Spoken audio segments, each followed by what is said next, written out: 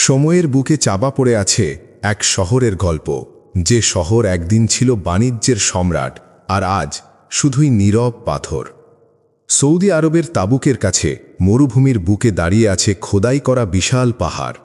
এখানেই ছিল মাদিয়ান, সমৃদ্ধি, সৌন্দর্য আর সোনার ভাণ্ডারে ভরা এক জনপদ। দূর দূরান্ত থেকে কাফেলা আসত, বাজার জমত, মুনাফার হাসি ছড়িয়ে পড়ত চারদিকে। কিন্তু সেই হাসির আড়ালে লুকিয়েছিল প্রতারণা। দাড়িপাল্লা দেখাতো এক ওজন আর বাস্তব ছিল আর এক। তারা ভাবত চাতুর্যই শক্তি, সম্পদই নিরাপত্তা। তারপর একদিন সেই বাজারের মাঝেই উঠল এক কণ্ঠ, সত্যের কণ্ঠ। তিনি ছিলেন হজরত শুয়াইব আলাইহি। তিনি সতর্ক করেছিলেন, ওজনে কম দিও না, অন্যায় করো না। কিন্তু যখন একটি জাতি সত্যকে ঠাট্টা করে, তখন ইতিহাস নীরব থাকে না। আজ আমরা শুরু করছি সেই ভয়ঙ্কর অধ্যায়, যেখানে একটি মিথ্যা দাড়িপাল্লা ডেকে এনেছিল আকাশের বিচার। প্রস্তুত হলে শুরু করা যাক। এই ধরনের ঈমানবর্ধক ও চিন্তা জাগানিয়া কন্টেন্ট পেতে ইসলামিক কাফেলা চ্যানেলটি সাবস্ক্রাইব করুন, ভিডিওটি শেয়ার করুন এবং পাশে থাকা বেল আইকনে ক্লিক করতে ভুলবেন না। ইসলামিক কাফেলা, সত্যের পথে এক চিন্তার সফর। সময়ের ধুলোর নিচে চাপা পড়ে আছে এমন অনেক কাহিনী, যেগুলো আজও নীরবে কথা বলে। আপনি যদি সৌদি আরবের জ্বলন্ত মরুভূমি পেরিয়ে তাবুকের কাছাকাছি যান, তাহলে দেখবেন কিছু বিশাল পাথর, যেগুলো মানুষের হাতে অসাধারণ দক্ষতায় খোদাই করা হয়েছে। সেই স্থানই ছিল মাদিয়ান। একসময় এটি ছিল বাণিজ্যের প্রাণকেন্দ্র, দূর দূরান্তের পথিকদের মিলনভূমি। হাজার হাজার বছর আগে এই অঞ্চল ছিল না নির্জন। চারদিকে সবুজের ছোঁয়া ছিল, ছিল মিঠা পানির ঝর্ণা। প্রতিদিন অসংখ্য কাফেলা এখানে এসে থামত, বিশ্রাম নিত, ব্যবসা করত, আবার পাড়ি জমাত দূর দেশে। মাদিয়ানের মানুষ ছিল সৌভাগ্যবান। আল্লাহ তাদের দান করেছিলেন সম্পদ, শক্তি ও সৌন্দর্য, যা একজন মানুষ কেবল স্বপ্নেই কল্পনা করতে পারে। তারা গর্ব করে বলতো, এই ঐশ্বর্য আমাদের বংশ পরম্পরায় থাকবে, কেউ এটি ছিনিয়ে নিতে পারবে না। কিন্তু সেই ঐশ্বর্যের জ্যোতি তাদের চোখে অহংকারের পর্দা টেনে দেয়। তারা মনে করত, আমাদের চেয়ে ধনী আর কেউ নেই। এই খোদাই করা পাহাড় আর সোনার ভাণ্ডার আমাদের চিরকাল রক্ষা করবে, আমাদের কোনো ভয় নেই। তারা ভুলে গিয়েছিল, যখন মানুষের নিয়ত অন্যায় ভারী হয়ে যায়, তখন জমিনও তার বোঝা বহন করতে অস্বীকার করে। মাদিয়ানের সমাজ দাঁড়িয়েছিল দুই স্তম্ভের ওপর, বাণিজ্য এবং প্রতারণা। সেই সময়ের সবচেয়ে বড় বাজার ছিল এটি। তারা বলতো, আমাদের পণ্য সেরা, কিন্তু সেই বাজারের ভিত্তি গড়া ছিল মিথ্যার ওপর। তাদের বিশ্বাস ছিল দুনিয়া কেবল চতুরদের জন্য, আর কৌশলই তাদের নিয়ম। আজ আমরা ইতিহাসের সেই অধ্যায় খুলব, যেখানে এক নবীর আহ্বান আর এক অবাধ্য জাতির জেদের মাঝে শুরু হয়েছিল ধ্বংসের খেলা। প্রস্তুত হন এক ভিন্ন যাত্রার জন্য, যেখানে দেখা যাবে যখন বাজার থেকে সততা হারিয়ে যায়, তখন আকাশ থেকেও নেমে আসে শাস্তি। মাদিয়ানের বাজার সারা দুনিয়ায় প্রসিদ্ধ ছিল। তাদের খ্যাতির কারণ শুধু ভালো পণ্য ছিল না, ছিল তাদের অদ্ভুত অর্থনৈতিক ব্যবস্থা। তারা ছিল এমন এক জাতি যারা প্রতারণাকেই নিয়মে পরিণত করেছিল। তাদের কাছে থাকত দুই রকমের দাড়িপাল্লা। একটি দিয়ে তারা পণ্য কিনত, সেখানে ওজনের পাল্লা এমনভাবে ঝুঁকিয়ে দিত যাতে কম দামে বেশি মাল পেয়ে যায়। আর অন্যটি ছিল বিক্রির জন্য। সেখানে চাতুর্যের সাথে কম ওজন দিত, যেন ক্রেতা বুঝতেই না পারে। তারা বলতো, দেখে নাও, পুরো ওজনই দিচ্ছি। ভাবুন তো, এক মুসাফির বহু পথ অতিক্রম করে এসেছে, তার কাছে সামান্য কিছু অর্থ আছে। সে চায় তার সন্তানের জন্য একটু খাদ্য কিনে নিয়ে যেতে। মাদিয়ানের এক ব্যবসায়ী হাসি মুখে তাকে স্বাগত জানায়, সামনে সাজিয়ে দেয় উৎকৃষ্ট খেজুর। কিন্তু যখন ওজন করার সময় আসে, তখন নিঃশব্দে তার আঙুল দাড়িপাল্লার নিচে চাপ দেয়। মুসাফির মনে করে সে পূর্ণ পরিমাণই পেয়েছে, অথচ সে প্রতারিত হয়েছে। যদি সেই মুসাফির আপত্তি জানাতো, পুরো বাজার তার বিরুদ্ধে দাঁড়াতো। সেখানে ন্যায় বিচার বিক্রি হতো না, বিক্রি হতো শুধু মুনাফা। তাদের উদ্দেশ্যে সতর্কবাণী এসেছিল, আল্লাহ সব কিছু দেখছেন, এই অন্যায় লাভই একদিন তোমাদের ধ্বংসের কারণ হবে। কিন্তু তাদের জুলুম কেবল বাজারেই সীমাবদ্ধ ছিল না, তারা রাস্তায় বসে দুঃস্যুতে পরিণত হতো, পথচারীদের থামিয়ে ভয় দেখাত, তাদের সম্পদ ছিনিয়ে নিত। এভাবেই মাদিয়ানের ঐশ্বর্যের আড়ালে লুকিয়েছিল নিষ্ঠুরতা আর অবিচারের এক অন্ধকার ইতিহাস। যে কোনো কাফেলা মাদিয়ানের পাশ দিয়ে অতিক্রম করত, তাদের বাধ্য করা হতো পণ্য কম দামে বিক্রি করতে অথবা ভারী কর দিতে। বলা হতো, কর দাও, না হলে পথ পাবে না। তারা আল্লাহর জমিনে অশান্তি ছড়িয়ে দিয়েছিল। রাস্তায় বসে মানুষকে ভলে দেখাতো, হুমকি দিত। আর সবচেয়ে ভয়ঙ্কর বিষয় ছিল, তারা নিজেদের খুব বুদ্ধিমান মনে করত। তারা বলতো, এ আমাদের পরিশ্রম, আমাদের মেধা, আমরা যা চাই তাই করব।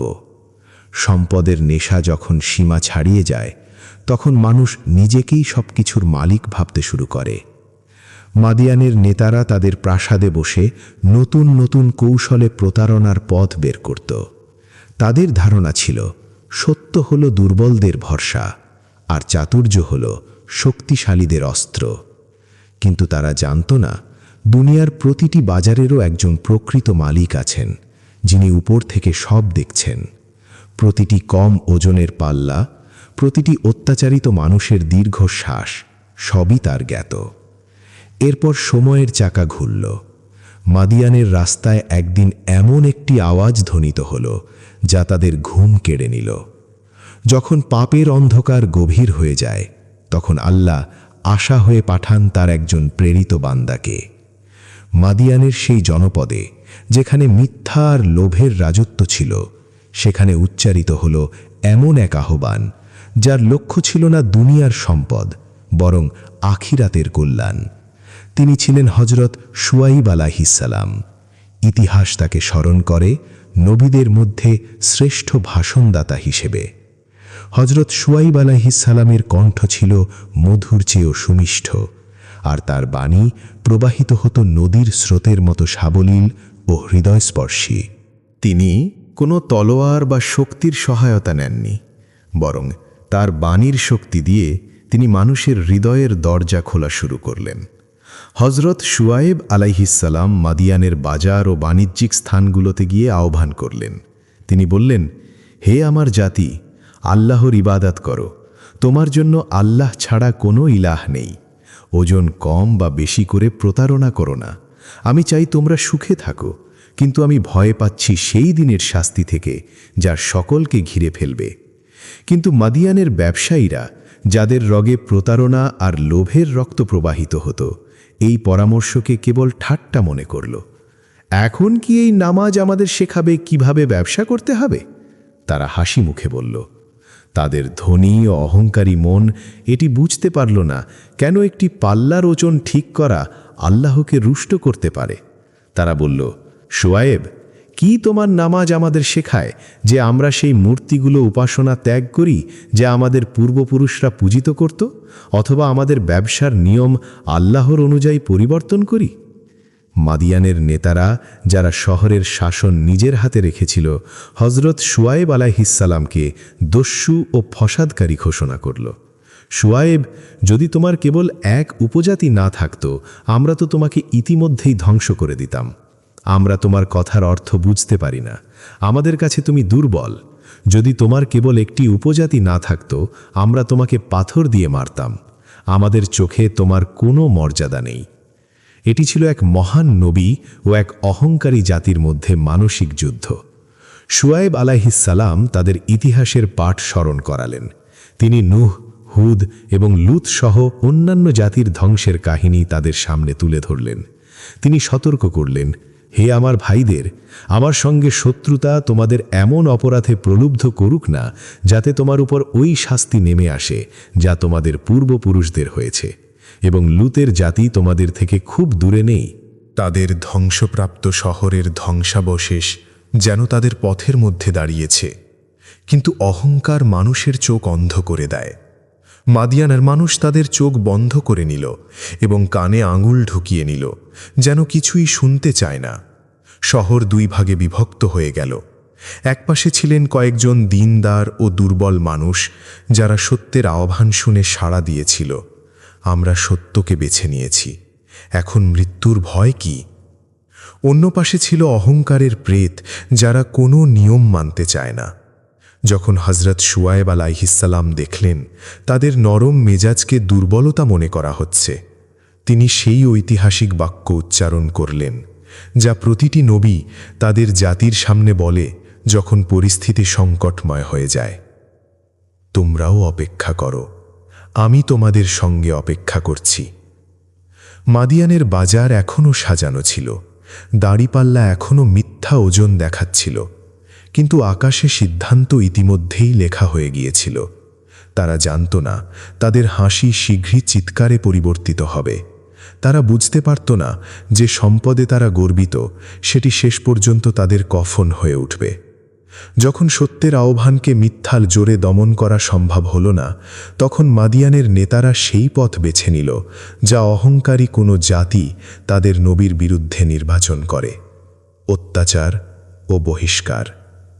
হজরত শুয়াইব আলাইহিসসালামকে শেষবার ডাকা হলো। এটি কোনো দাওয়াত ছিল না, বরং খোলা যুদ্ধের ঘোষণা। মাদিয়ানের সর্ববৃহৎ নেতা, যিনি কখনো অহংকারের কাছে মাথা নত করেননি, করতাল দিয়ে ঘোষণা করলেন, শুয়াইব, তুমি এবং তোমার সঙ্গে যারা ঈমান এনেছে তাদের আমরা আমাদের শহর থেকে বের করে দেব, অথবা তোমরা আমাদের ধর্ম, নিয়ম ও প্রথায় ফিরে আসবে। এই হুমকি শুধুমাত্র হজরত শুয়াইব আলাইহিসসালামের জন্য ছিল না, এটি ছিল তাদের সকল দুর্বলদের জন্য, যারা সম্পদের মূর্তিকে ত্যাগ করে আল্লাহর ইবাদত বেছে নিয়েছিল।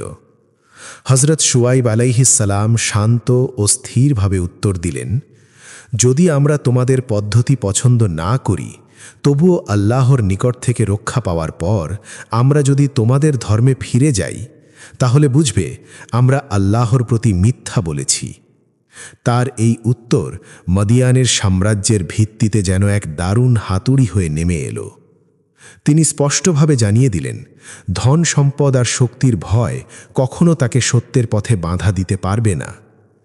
ইতিহাস আমাদের আরেকটি গোষ্ঠীর কথা বলে, যাদের বলা হয় আসহাবুল আইকা বা বনবাসী ও ঝোপের লোক। এই লোকরাও হজরত শুয়াইব আলাইহিসসালামের আহ্বানের মুখোমুখি হয়েছিল। তাদের অপরাধও একই: ওজন কমানো এবং পথ আটকে মানুষ লুট করা। তারা নিজেদের নবীর প্রতি অবমাননা করত, বলতো, তুমি তো শুধু এক জাদুকর, তুমি আমাদের মতোই একজন মানুষ, যদি সত্যি হও তাহলে আমাদের উপর আকাশ থেকে কোনো অংশ পড়ে দেখাও। আকাশ থেকে অংশ, এই ছিল সেই দাবি যা তাদের ভাগ্য চিহ্নিত করল। যখন মানুষ ঈমানের পথে নির্দেশনার জন্য অপেক্ষা না করে শাস্তির ইচ্ছা পোষণ করতে শুরু করবে, তখন বুঝতে হবে তাওবার দরজা বন্ধ হয়ে যাবে। হজরত শুয়াইব আলাইহিসসালাম তার মাথা উঁচু করে আকাশের দিকে তাকালেন এবং এমন দোয়া করলেন যা আকাশকে নাড়িয়ে দিতে পারে, হে আমাদের রব, আমাদের এবং আমাদের জাতির মধ্যে সত্যের সঙ্গে বিচার করো, তুমি সর্বশ্রেষ্ঠ বিচারক। বিচার হয়ে গেছে।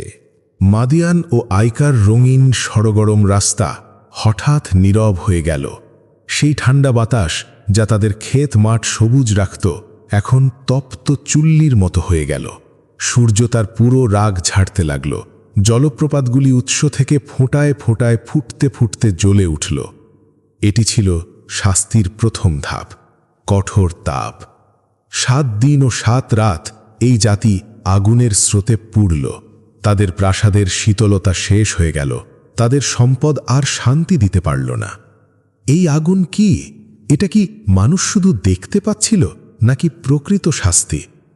বাতাসও যেন নিঃশ্বাস আটকে দিচ্ছিল।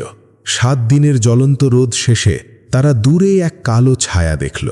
তাদের মনে হলো, এ তো বৃষ্টির মেঘ, যা আমাদের ঠান্ডা দেবে।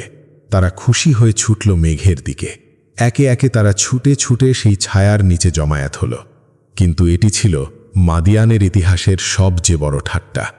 যে আকাশের অংশের দাবি করছিল, সেটি তাদেরই মাথার উপর এসে পড়ল। কোরআন এটিকে সাহিবানওয়ালা দিন হিসেবে উল্লেখ করেছেন। যে মেঘকে মাদিয়ানের মানুষ তাদের মুক্তি মনে করেছিল, সেটি আসলে ছিল তাদের মৃত্যু বহনকারী। যখন পুরো জাতি সেই কালো ছায়ার নিচে জমা হলো, তখন প্রকৃতির প্রতিশোধ শুরু হলো। প্রথমে মেঘ থেকে বৃষ্টি না নেমে বরং আগুনের শিখা ও চিঙ্গারি ঝরে পড়তে শুরু করল। মানুষ চিৎকার করতে লাগল, দৌড়াতে লাগল। কিন্তু এবার কোনো আশ্রয় ছিল না। আসহাবুল আইকা, যারা তাদের বন ও সবুজ ভ্যালি নিয়ে অহংকার করত, দেখল তাদের উপত্যকা যেন নরকের আদর্শ রূপ নেয়। কিন্তু এটি কেবল শুরুর ধাপ। কুরআন আমাদের জানায় তখন 3 ধরনের শাস্তি তাদের চারপাশে ঘিরে ধরেছিল। প্রথম শাস্তি ছিল জাজলা, মেঘের শাস্তি। দ্বিতীয়টি ছিল আর রাজফা, এক ধরনের তীব্র ভূমিকম্প যা পাহাড়কে তুল করে রুইয়ের মতো উড়িয়ে দিল এবং মাটিকে চিচিয়ে রেখল। এবং তারপর আসল সিদ্ধান্ত এলো। আকাশ থেকে গোসাই নবী হজরত জিব্রাইল আলাইহিস সালামের একটি ভয়ঙ্কর চিৎকারে ধ্বনিত হল, যা সমস্ত পৃথিবী কেঁপে উঠল। এটি কোনো সাধারণ শব্দ ছিল না। এটি এমন একটি ধ্বনিত তরঙ্গ ছিল যা মানুষের শরীরের ভেতর দিয়ে হৃদয়কে চিরতরে ছিন্ন করে দিল। যারা একদিন হজরত শুয়াইব আলাইহিস সালামের ঠাট্টা করত, সেই এক চিৎকার তাদের শ্বাস প্রশ্বাস চিরতরে বন্ধ করে দিল। কোরআনের বাণী অনুযায়ী তারা তাদের ঘরে এমনভাবে পড়ে থাকল যেন তারা কখনো সেখানে বসবাসই করত না। সূর্য অস্ত যায় এবং মৃত্যু নীরবতা নেমে আসে। মাদিয়ানের সেই বাজার, যা একসময় বিশ্বের সবচেয়ে বড় বাজার হিসাবে পরিচিত ছিল, এখন একটি সমাধিস্থল হয়ে উঠল। সেখানে কেউ বিক্রি করতে পারল না, কেউ কেনাকাটা করতে পারল না। যে দাড়িপাল্লা মিথ্যা ওজন দেখাতো, তা এখন মাটির নিচে চাপা। যে সোনার ভাণ্ডার নিয়ে তারা গর্ব করত, তা এখন নির্জীব মাটিতে পড়ে আছে।